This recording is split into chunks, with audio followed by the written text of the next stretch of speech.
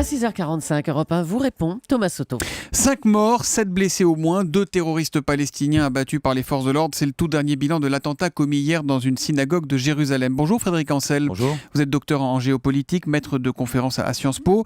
Pour commencer, attaquer une synagogue à Jérusalem, symboliquement c'est évidemment extrêmement fort. Est-ce que c'est l'étincelle qui risque vraiment de mettre le feu là-bas ? Oui, en même temps, le feu, il existe déjà malheureusement, et notamment depuis la fin du dernier processus de paix en date, celui organisé par John Kerry en janvier et en juillet 2013, et que c'est arrivé donc en avril. Et depuis, on manque de politique. À partir du moment où il n'y a pas de perspective politique, il y a volonté politique. Il n'y a pas suffisamment de volonté politique de la part des deux principaux interlocuteurs, les deux seuls valables et reconnus internationalement, d'ailleurs, que sont évidemment le gouvernement israélien et l'autorité palestinienne. Donc oui, effectivement, il y a depuis juin, très précisément, donc avant même la guerre de Gaza, il y a une montée de violence et qui malheureusement touche aujourd'hui particulièrement Jérusalem.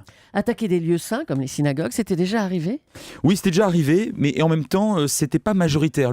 Ce mode de fonctionnement, donc l'attaque des synagogues, n'est pas majoritaire, contrairement à ce qu'on pourrait croire. Et par un faux paradoxe, Jérusalem même, la ville sainte, a le plus souvent été épargnée depuis 50 ans, un peu plus de 50 ans que dure le conflit israélo-palestinien. Et j'ajoute un dernier point là-dessus qui peut rendre peut-être plutôt optimiste, c'est que ces terroristes-là n'ont pas agi en djihadistes. Autrement dit, on n'a pas le traditionnel Allahu Akbar et on n'a pas de ceinture d'explosifs. Sauf si ça m'a échappé. Alors, il n'y a pas de revendication. Il y a évidemment des félicitations de la part de djihad islamique et du Hamas. On n'en attendait pas mieux. Des manifestations de joie, on a vu des manifestations de joie, mais en même temps, subtilement, il n'y a pas de revendication de la part de ces groupes islamistes. On se demande quand même, Frédéric Ancel, comment ces terroristes palestiniens ont pu entrer. C'est pas archi-surveillé les entrées de synagogues en Israël ? Eh bien non.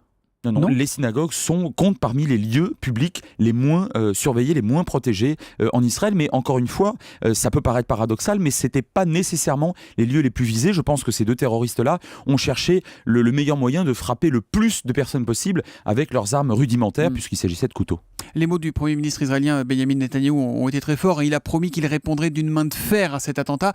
Alors c'est quoi ça ? C'est une posture ou est-ce qu'il faut s'attendre à ce qu'Israël tape vraiment fort ? Est-ce que ça peut redéclencher ce qu'on a connu cet été, la guerre à Gaza, etc.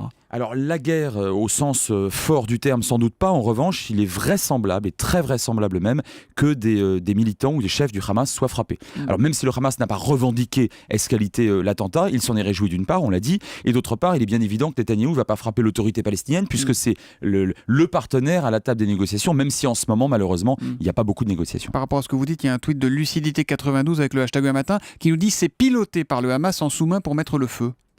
C'est pas tout à fait impossible parce que les 3 adolescents qui ont été abattus au printemps dernier et qui ont constitué pour le coup l'une des mises à feu en quelque sorte des violences de ces derniers mois, c'était pour le coup réellement revendiqué et organisé par le Hamas. Les islamistes du Hamas se sont donc réjouis de cet attentat, vous le disiez, et Mahmoud Abbas, le président de l'autorité palestinienne, il gouverne avec eux. Qu'est-ce qu'il en pense vraiment ? Sur la forme, il a condamné cet acte, mais c'est sa vraie conviction ? Oui, c'est sa vraie conviction pour une raison simple, c'est que depuis 10 ans qu'il est au pouvoir, presque jour pour jour, après la mort d'Arafat, il a toujours tenu son cahier des charges en quelque sorte. C'est-à-dire que la communauté internationale et Israël lui demandaient de non seulement condamner, mais de rejeter totalement la violence et d'organiser la Cisjordanie, en tout cas les territoires autonomes qui sont en sa possession, de façon à ce que la violence n'explose pas. Et c'est ce qui s'est passé. C'est-à-dire que depuis 10 ans, il a mis fin en réalité à la deuxième intifada. Et depuis 10 ans, le calme relatif règne et c'est notamment grâce au président palestinien. Un mot du mode opératoire, une attaque à la hache notamment, ça veut dire quelque chose ?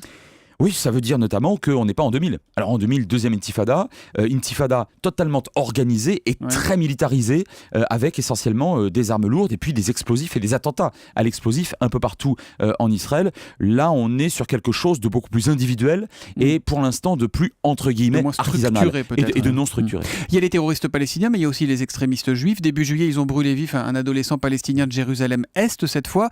Eux aussi ont intérêt à ce que ça dégénère, comme le Hamas finalement. Mais bien sûr, tous les extrémistes ont intérêt à ce que ça dégénère. Et lorsqu'on commençait cet entretien, je vous parlais du politique. Il faut réintroduire du politique. À partir du moment où vous êtes dans un processus de paix qui traîne en longueur, ou lorsqu'il n'y a carrément pas de processus de paix, bien évidemment, dans ces interstices temporels, en quelque sorte, il y a une possibilité, une très très grande, une volonté bien évidemment de la part des extrémistes de faire échouer le retour aux négociations. Et c'est exactement ce qui est en train de se passer depuis plusieurs mois maintenant. Frédéric Ancel, est-ce qu'on n'est pas en train de passer d'un conflit de territoire avec les colonies à un conflit de religion dans la région ?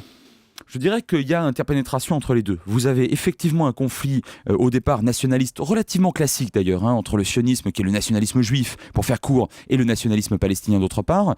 L'instrumentalisation du religieux, oui bien sûr, notamment depuis une trentaine d'années, mais tout de même, regardez à quel point les violences de ces derniers mois ne sont pas spécifiquement de nature religieuse et encore moins de nature djihadiste. Et ça, c'est plutôt intéressant. Ça, c'est important de noter ce matin. Avant, les affrontements avaient lieu en Cisjordanie, dans les territoires. Pourquoi ça se crispe à Jérusalem depuis cet été ? Alors, question centrale, c'est vraiment la première fois depuis une bonne cinquantaine d'années que Jérusalem est le théâtre d'opération principal des extrémistes. Encore une fois, jusqu'à présent, Jérusalem était relativement épargnée par une espèce de faux paradoxe d'ailleurs. Ça se passait effectivement à Jenin, à Hébron, à Gaza, notamment lors de la deuxième intifada de 2000-2004.